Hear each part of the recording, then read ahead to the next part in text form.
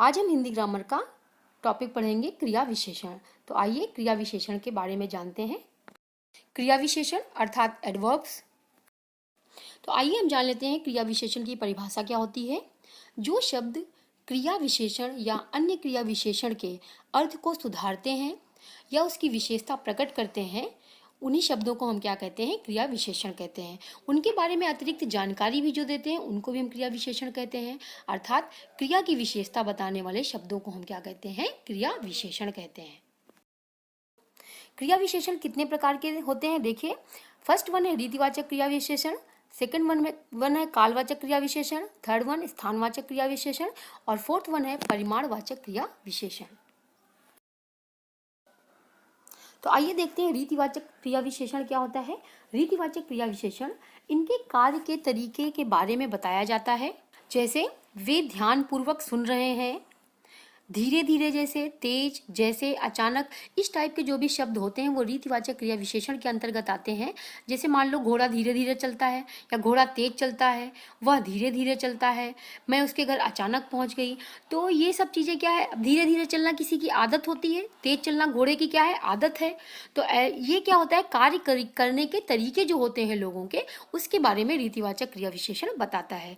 तो जो ये शब्द यहाँ पे दिए हुए हैं, ये शब्द रीतिवाचक क्रिया विशेषण के अंतर्गत आते हैं। रीतिवाचक क्रिया विशेषण का इसकी एक और पहचान होती है। जैसे जो भी वाक्य वहाँ पे दिया हुआ है और आपको पता करना है कि रीतिवाचक क्रिया विशेषण शब्द इसमें कौन सा है, तो दिए गए वाक्य में आप कैसे लगाकर उसमें प्रश्न कीजिए और जो तुमको आंसर मिलेगा वही शब्द क्या होगा, तुम्हारा रीतिवाचक क्रिया विशेषण होगा।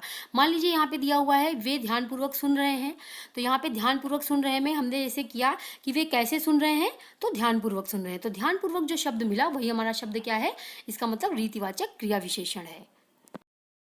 सेकंड वन है कालवाचक क्रिया विशेषण। देखिए कालवाचक क्रिया विशेषण में क्या होता है, जो शब्द कार्य के किस समय होने का बोध कराएं उन्हें कालवाचक क्रिया विशेषण कहते हैं। किस समय का मतलब जो हमको समय का बोध कराए, जिससे हमको ये पता चले कि ये जो है कार्य कब हुआ है। तो ऐसे शब्द क्या होते हैं, कालवाचक क्रिया विशेषण के अंतर्गत आते हैं। और इसकी भी एक ये पहचान होती है, कालवाचक क्रिया विशेषण में अगर आप कब लगाकर वाक्य में क्वेश्चन करोगे, प्रश्न करोगे, तो जो भी तुमको आंसर मिलता है, आंसर में जो शब्द तुमको मिलता है वही तुम्हारा कालवाचक क्रिया विशेषण होता है। यहाँ पे जैसे दिया हुआ है माता जी अभी अभी आई, अब मैं अगर क्वेश्चन करूँ माता जी कब आई, तो माता जी अभी अभी आई। इसका मतलब जो अभी अभी शब्द है वो क्या है, कालवाचक क्रिया विशेषण का शब्द है। तो ये भी एक पहचान होती है कालवाचक क्रिया विशेषण की। और इसके अंतर्गत आपको ये ध्यान रखना है कि समय की बात होगी, मतलब किस समय कार्य संपन्न हुआ उसके बारे में बताया जाएगा।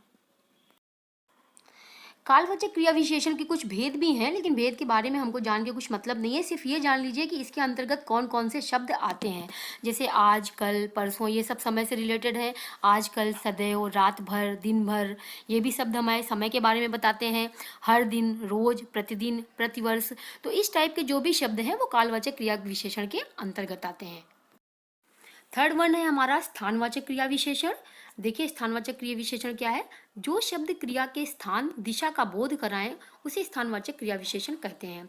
इसका मतलब दिशा बोध कराएं का मतलब किसी भी स्थान के बारे में बताएं, या तो स्थान होगा या किसी दिशा के बारे में बताएंगे।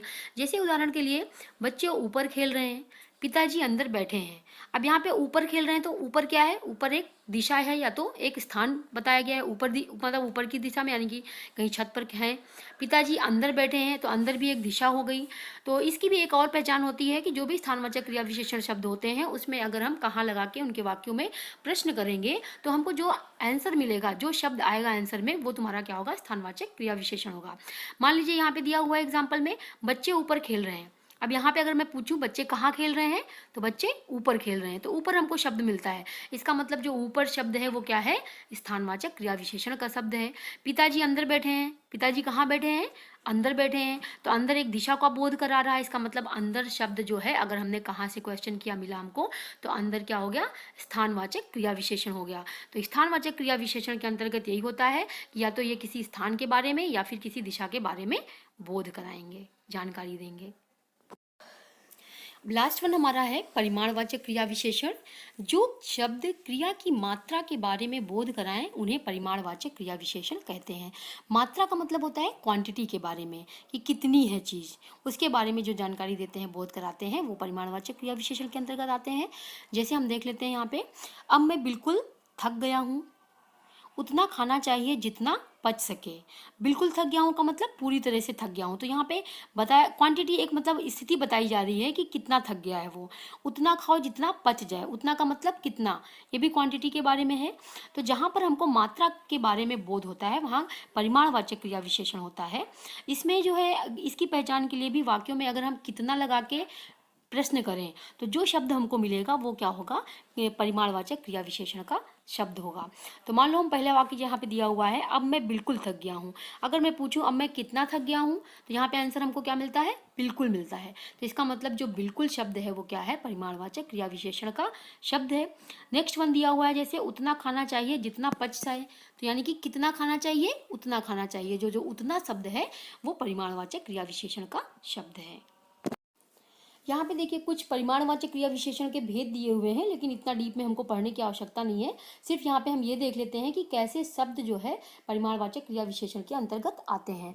जैसे खूब, खूब भी क्वांटिटी दर्शा रहा है, अत्यंत, अधिक, कम, थोड़ा, पर्याप्त, काफ़ी, कितना, जितना, बारी बारी से, कम से, थोड़ा थोड़ा। तो ये जो शब्द हैं ये क्या है, हमको मात्रा के बारे में अवगत करा रहे हैं, अर्थात ये क्वांटिटी के बारे में बता रहे हैं। तो ऐसे शब्द जो हैं वो क्या होते हैं, परिमाणवाचक क्रिया विशेषण के अंतर्गत आते हैं। तो इसी के साथ हमारा आज का टॉपिक क्रिया विशेषण खत्म हो गया, समाप्त होता है। और मुझे आशा है आप लोगों को समझ में आ गया होगा। फिर भी अगर आपको नहीं समझ में आता है तो आप जो जहाँ पर आपको डाउट है या नहीं समझ रहा है वहाँ पे आप स्लाइड को स्टॉप करके वापस देख सकते हो, समझ सकते हो। और अगले वीडियो में हम फिर मिलेंगे, तब तक के लिए धन्यवाद।